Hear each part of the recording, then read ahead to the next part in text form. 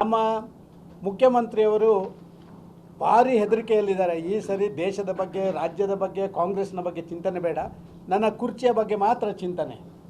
ಅವರ ಎಜೆಂಡನೇ ಅದು. ಅದಕ್ಕಾಗಿ 60,000ಕ್ಕಿಂತ ಕಡಿಮೆ ನನ್ನ ಸ್ವಕ್ಷೇತ್ರದಲ್ಲೇ ಸಿಕ್ಕದಿದ್ದರೆ ನನ್ನ ಮುಖ್ಯಮಂತ್ರಿ ಪದವಿ ಹೋಗುತ್ತೆ. ಆದ ಕಾರಣ ಮುಖ್ಯಮಂತ್ರಿ ಪದವಿ ಅವರ ಎಜೆಂಡಾ. ಭಾರತೀಯ ಜನತಾ ಪಾರ್ಟಿ ಎಜೆಂಡಾ ನರೇಂದ್ರ ಮೋದಿಯವರನ್ನು ಪ್ರಧಾನಮಂತ್ರಿ ಮಾಡುವುದರ ಜೊತೆಗೆ ನರೇಂದ್ರ ಮೋದಿಯವರು ಮಾಡಿದಂಥ ಕೆಲಸಗಳು, ಸಾಧನೆಗಳು ಅದನ್ನು ಮುಂದುವರಿಸುವಂಥ ಒಂದು ಪ್ರಯತ್ನ. ಡಿ ಕೆ ಶಿವಕುಮಾರದ್ದು ಇನ್ನೊಂದು ಎಜೆಂಡಾ. ಈ ಬಾರಿ ಅವರ ಬೆಲ್ಟ್ ಏನಿದೆ, ಆ ಬೆಲ್ಟಿನ ವ್ಯಾಪ್ತಿಯಲ್ಲಿ ಏನಾದರೂ ನನ್ನ ಒಂದು ಸಾಧನೆ ಯಶಸ್ವಿ ಆದರೆ ನನ್ನ ಕುರ್ಚಿಗೆ 4 ಕಾಲಿದ್ದದ್ದು 5 ಕಾಲಾಗಿ ಸ್ವಲ್ಪ ಮೇಲೆ ಹೋಗುತ್ತೆ ಅಂತ ಹೇಳುವಂಥದ್ದು ಅವರ ಎಜೆಂಡಾ. ಆದಂತರ ಕಾಂಗ್ರೆಸ್ನ ಪೂರ್ತಿ ಎಜೆಂಡಾಗಳು ಕರ್ನಾಟಕದಲ್ಲಿ ಅದು ಇಬ್ಬರು ನಾಯಕರದ್ದು ಕೂಡ ತಮ್ಮ ಸ್ವಾರ್ಥ ಸಾಧನೆಯ ಆ ಒಂದು ಚುನಾವಣೆ ಇದು ಅಂತ ಹೇಳುವಂಥದ್ದೇ ಅವರ ಎಜೆಂಡಾ ಆಗಿದೆ. ಭಾರತೀಯ ಜನತಾ ಪಾರ್ಟಿ ಆ ರೀತಿ ಎಜೆಂಡನೇ ಇಲ್ಲ.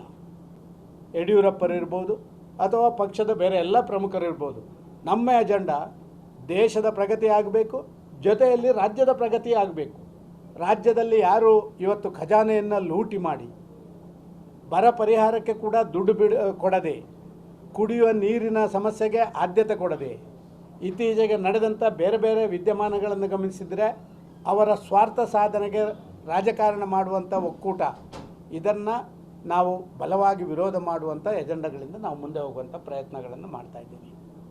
ಈಗ ನಮ್ಮ ಶಾಸಕರು ನಮ್ಮ ಜೊತೆ ಹೇಳ್ತಾಯಿದ್ರು, ಒಂದು ಕಾಲದಲ್ಲಿ ನಾವು ಕಾಂಗ್ರೆಸ್ನವರ ಜೊತೆ ಹೊಂದಾಣಿಕೆ ಮಾಡಿದ್ದೆವು, ಆದರೆ ಅದರಿಂದ ನಮಗೂ ನಮ್ಮ ಪಕ್ಷಕ್ಕೂ ಆದಂಥ ನುಕ್ಸಾನ ಮತ್ತು ರಾಜ್ಯದ ಜನತೆಗಾದಂಥ ನುಕ್ಸಾನ, ಇದನ್ನು ತಿಳ್ಕೊಂಡು ನಾವು ಭಾರತೀಯ ಜನತಾ ಪಾರ್ಟಿಯ ಜೊತೆ ನರೇಂದ್ರ ಮೋದಿಯವರ ವಿಚಾರಧಾರದ ಜೊತೆ ಹೊಂದಾಣಿಕೆ ಮಾಡಬೇಕು ಅಂತ ಹೇಳುವಂಥ ತೀರ್ಮಾನಗಳನ್ನು ಮಾಡಿದ್ದೇವೆ ಅಂತೇಳಿ ಈ ಹಿನ್ನೆಲೆಯಲ್ಲಿ ನಾವು ಮುಂದೆ ಹೋಗ್ತಾ ಇದ್ದೀವಿ.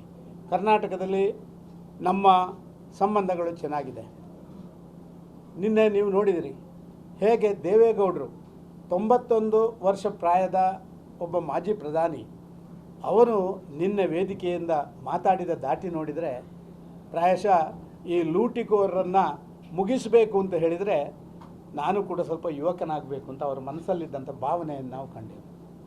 ಅದ್ಭುತವಾದಂಥ ಒಂದು ಸಂದೇಶವನ್ನು ಜನರಿಗೆ ಕೊಟ್ಟರು.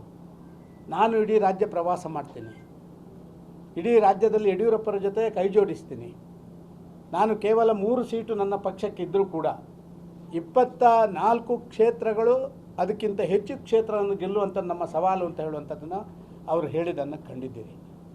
ಒಟ್ಟಾರೆ ಇವತ್ತಿನ ಕರ್ನಾಟಕ ರಾಜ್ಯದ ರಾಜಕೀಯ ವಿಶ್ಲೇಷಣೆಗಳು ಎಲ್ಲರೂ ಮಾಡುವಂಥದ್ದನ್ನು ನಾವು ನೋಡಿದರೂ ಕೂಡ 28ಕ್ಕೆ 28 ಗೆದ್ದರೂ ಆಶ್ಚರ್ಯ ಇಲ್ಲ ಅಂತ ಹೇಳುವಂಥದ್ದು ರಾಜಕೀಯ ವಿಶ್ಲೇಷಕರ ಅಭಿಪ್ರಾಯ. ಇದು ಭಾರತೀಯ ಜನತಾ ಪಾರ್ಟಿಯ ಅಥವಾ JDSನ ನಮ್ಮ ನಾಯಕರುಗಳ ಮಾತಲ್ಲ.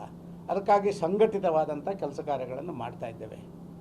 ಮೊನ್ನೆವರೆಗೆ ನಾವು ಅವರು ಜೋರು ಫೈಟ್ ಮಾಡ್ಕೊಂಡಿದ್ದೆವು. JDS ನಾವು ಭಾರಿ ದೊಡ್ಡ ಫೈಟ್ ಮಾಡ್ಕೊಂಡು, ಆದರೆ ಯಾವುದೇ